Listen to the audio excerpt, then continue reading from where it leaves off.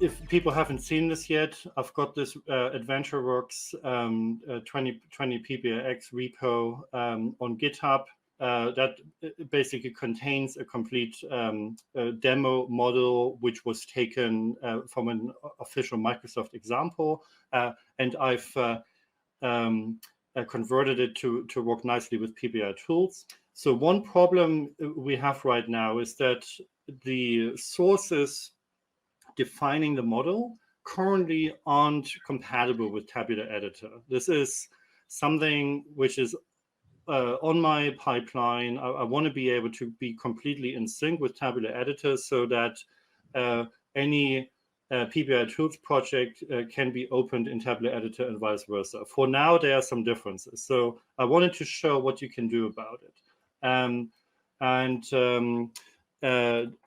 The command for that would be pbi-tools convert, which is something that came in a month ago in the previous release, the beta 8 release, and is actually extremely powerful.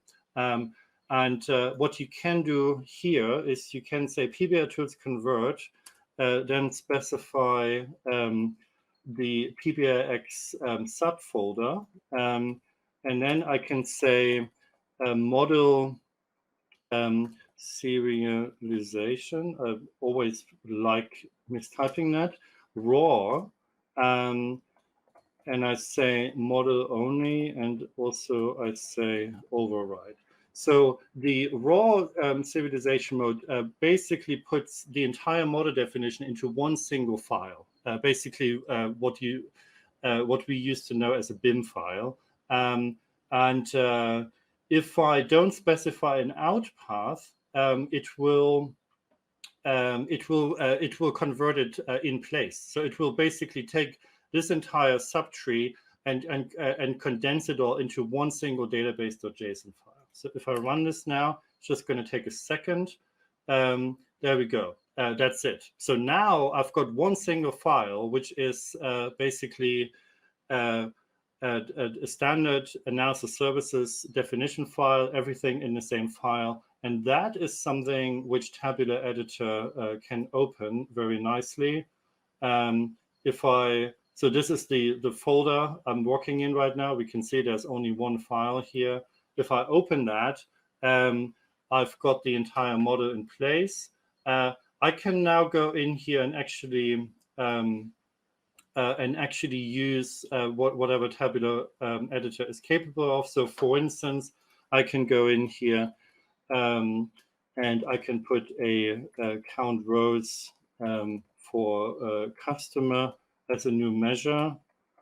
If I then also format that, there we go. And then I call that one, here we go, number of customers. And there we go. Now I've added a measure here using Tabular Editor.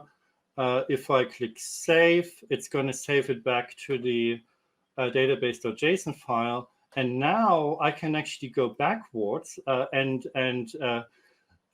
convert it back into the original format, which will also mean that I'm going to see in terms of diffs very nicely just the one change I've made.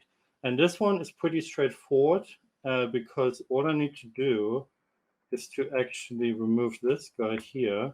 There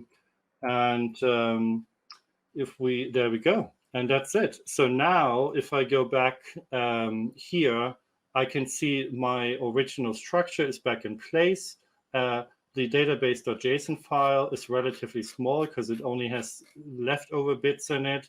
And if I look at the changes specifically, I've got my new measure here that didn't exist previously. I've got the measure metadata, which I don't have much of other than name.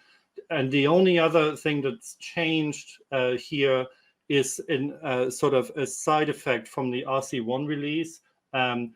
In order to fix one of the bugs which was reported, I had to actually change the way partitions are declared.